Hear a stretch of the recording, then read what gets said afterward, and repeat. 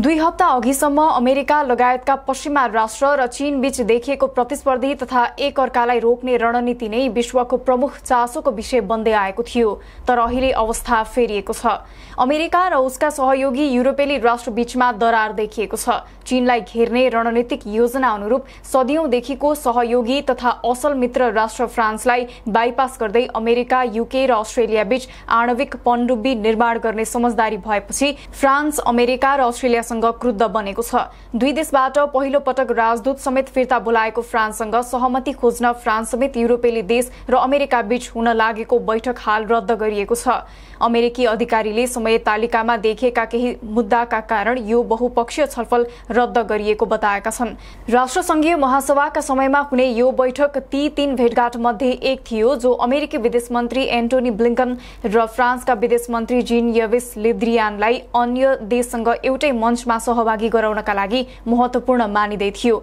फ्रान्सले अमेरिकामाथि पनि प्रश्न उठाएको छ। फ्रान्सका विदेश मन्त्री ले द्रियानले अमेरिकी राष्ट्रपति जो बाइडेन प्रशासनमाथि आरोप लगाउँदै उनको प्रशासनले उनको पूर्ववर्ती राष्ट्रपति डोनाल्ड ट्रम्प जस्तै एकतर्फी, अप्रत्याशित, क्रूर र आफ्नो साथीको सम्मान नगर्ने व्यवहार नै दोहोर्याइरहेको बताएका छन्। फ्रान्सले शुक्रबार अमेरिका र अस्ट्रेलियाका आफ्ना राजदूतलाई फिर्ता बोलाएको छ।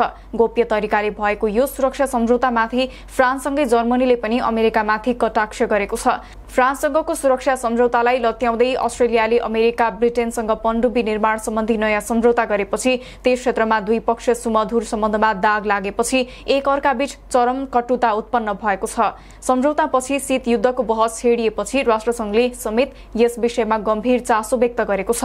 नयाँ सुरक्षा सम्झौतालाई लिएर सिर्जना भएको विवादका माझ फ्रान्सका रक्षा मन्त्रीले ब्रिटिस समकक्षीसँगको एउटा वार्ता रद्द गरेका थिए। अस्ट्रेलियाले परमाणु ऊर्जाबाट चल्ने पनडुब्बी बनाउने विषयमा फ्रान्ससँगको सम्झौताबाट पछि हटेर ओकस सम्झौतामा हस्ताक्षर गरेपछि प्यारिस क्रुद्ध बनेको छ। युकेका प्रधानमन्त्री बोरिस जोन्सनले फ्रान्सले उक्त सम्झौताका कारण कुनै चिन्ता व्यक्त गर्नु नपर्ने बताएका छन्। तर फ्रान्सेली मन्त्री फ्लोरेन्स पार्लीको युकेका रक्षा मन्त्री बेन वालेससँग यसै साता लन्डनमा तय गरिएको बैठक रद्द गरिएको छ। 2 दिने उक्त वार्ताको सह-अध्यक्षता गर्ने भनिएका फ्रान्सका लागि ब्रिटेनका एकजना पूर्व राजदूत लर्ड रिकेट्सले बैठक सारिएको बताएका थिए। गत साता गरिएको उक्त ओकस सम्झौतालाई साउथ चाइना सीमा चीनलाई चुनौती दिने कदमका रूपमा हेरिएको छ, जसको चीनले कडा शब्दमा आपत्ति जनाइसकेको छ। चीनसँग विगतमा सुमधुर सम्बन्ध रहेको अस्ट्रेलियाको पछिल्लो समय सम्बन्धमा तिक्तता आएको छ।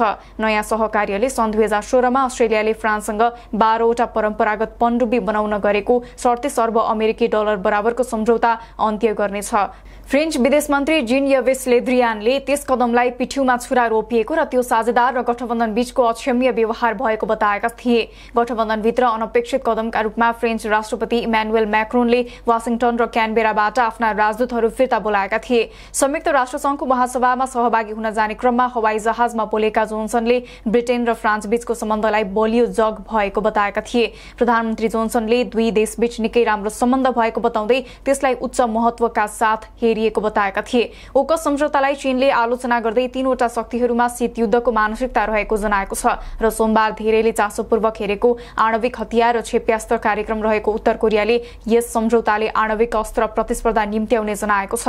उत्तर कोरियाले अमेरिकाको आलोचना गर्दै यसबाट उत्तर कोरियाको सुरक्षामा असर परेको अवस्थामा त्यसविरुद्ध कुनै उपायको खोजी गर्ने बताएको छ। यसमा अमेरिका, बेलायत र अस्ट्रेलिया बीच भएको यो सम्झौता निकै खतरनाक रहेको र यसले एसिया प्रशान्त क्षेत्रमा सुरक्षा सन्तुलनलाई नष्ट गर्ने उल्लेख गरिएको छ। उत्तर कोरियाले यो सम्झौतालाई नजिकबाट नियालिरहेको र यसको सानो मात्र नकारात्मक असर देखिएको अवस्थामा पनि त्यसविरुद्ध कारबाहीमा उत्रिने बताएको छ।